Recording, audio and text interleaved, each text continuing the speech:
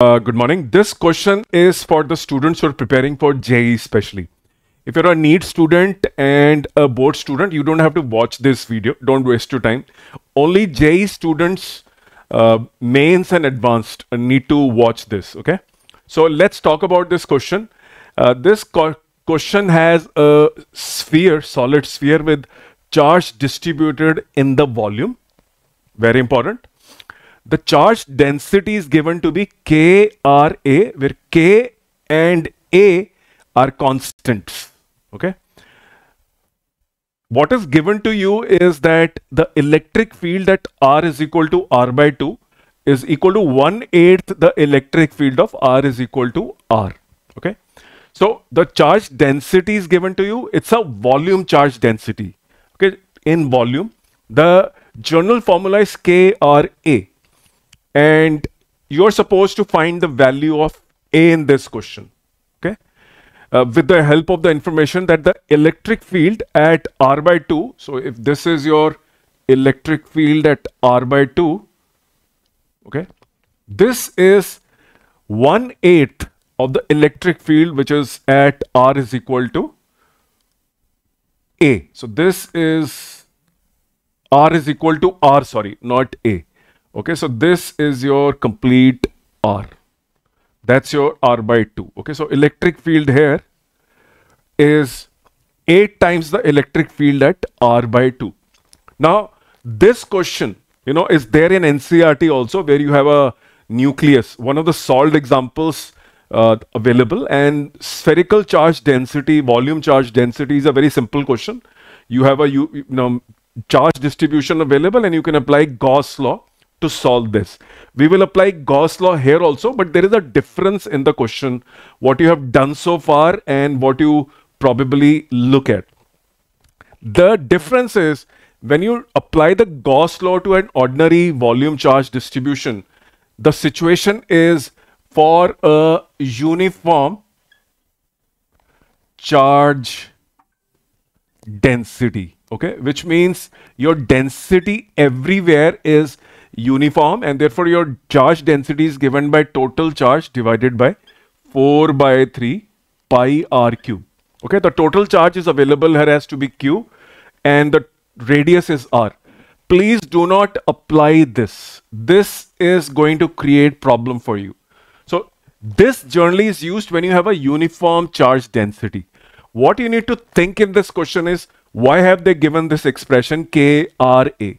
That means the charge in this particular question, the way it increases is non-uniform. So in JEE questions specifically for mains and advanced, what you need to be very careful is whether the physical quantity which is given to you is uniform or non-uniform.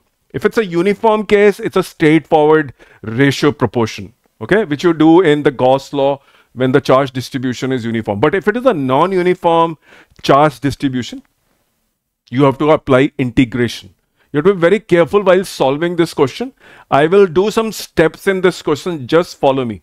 Okay, so note, if I take a situation of a sphere like this, okay, what I do is I consider a spherical shell like this, okay, so this is my spherical shell. What I am going to do is find out if there is an incremental change in volume, how much does the charge change? So let's say the first volume is given to be, at R and the second is R plus dr, right? So the change in volume, the delta V which happens is 4 by 3 R plus dr cube minus 4 by 3 pi r cube.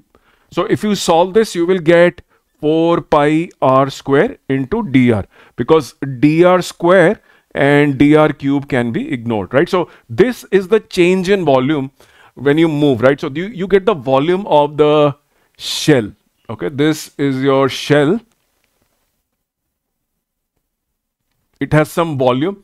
Now, if you notice incrementally what is happening, incrementally what is happening is the dq will be given by the charge density. So we are assuming the charge density through this small shell.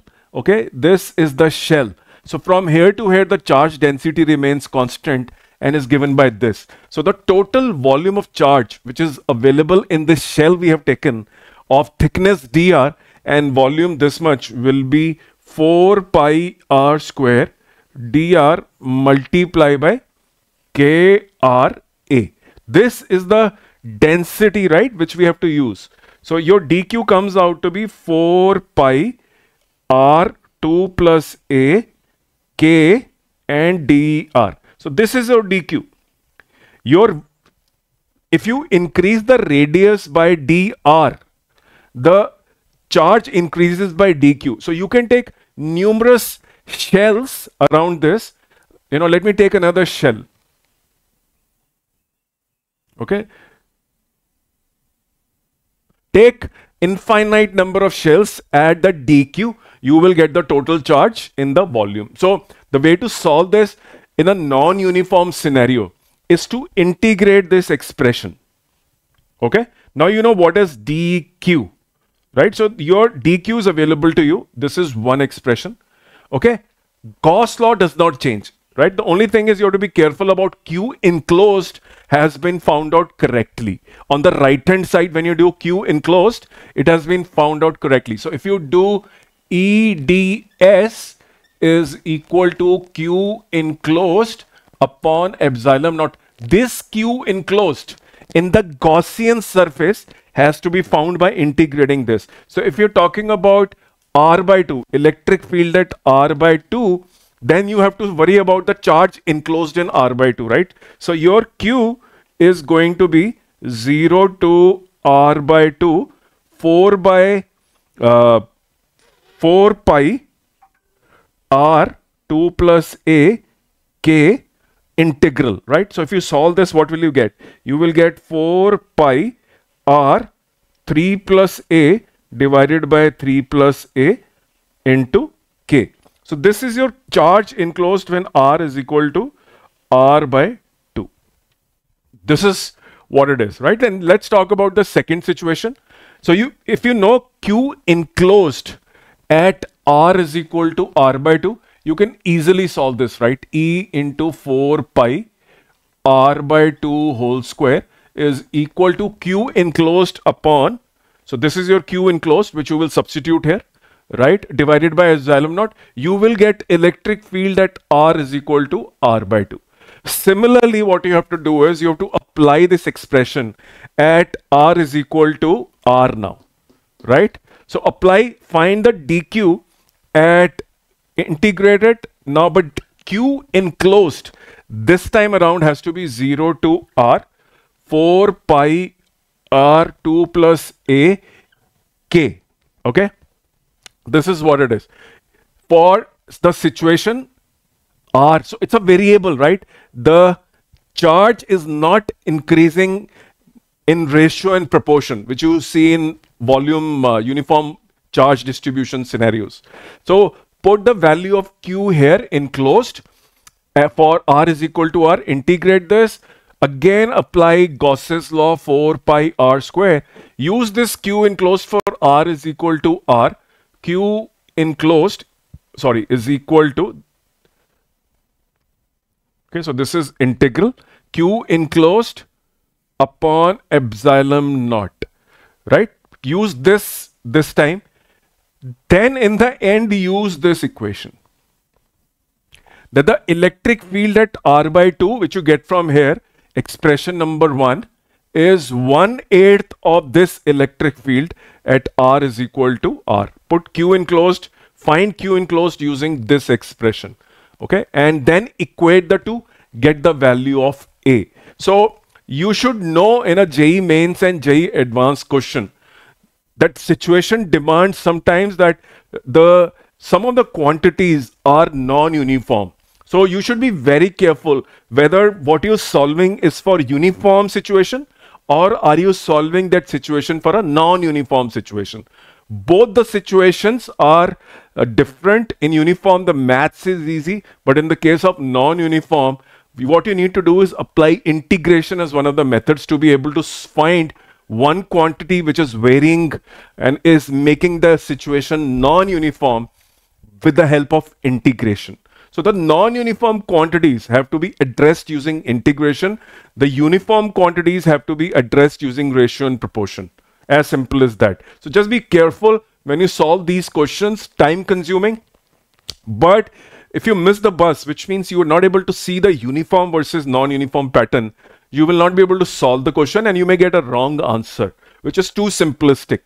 So read the question for JEE Mains and JEE Advanced. The situation will be generally a situation of non-uniform in JEE Advanced, and in JEE Mains, most of the situations are uniform, but there can be non-uniform situations also. That's a way JEE board probably makes questions difficult and wants to understand deep knowledge which you have acquired by practice. So if you go to my playlist, there is a playlist for electrostatics which is available. If you're a JEE student preparing for JEE, you can see numerous conceptual videos on electrostatics also. And of course, class 11th, class 12th, complete syllabus has been covered. So thank you very much. Please don't forget to subscribe to this channel. I hope you like this question. Put it on your paper, write it down and do it yourself for a non-uniform scenario. You will realize the amount of time it takes. So you have to be developing a lot of competence in the scenario where the questions have non-uniform. That's a key message I want to deliver. A Gauss law question with non-uniform charge distribution can take 10-20 minutes. So develop speed also. Thank you very much for your time today.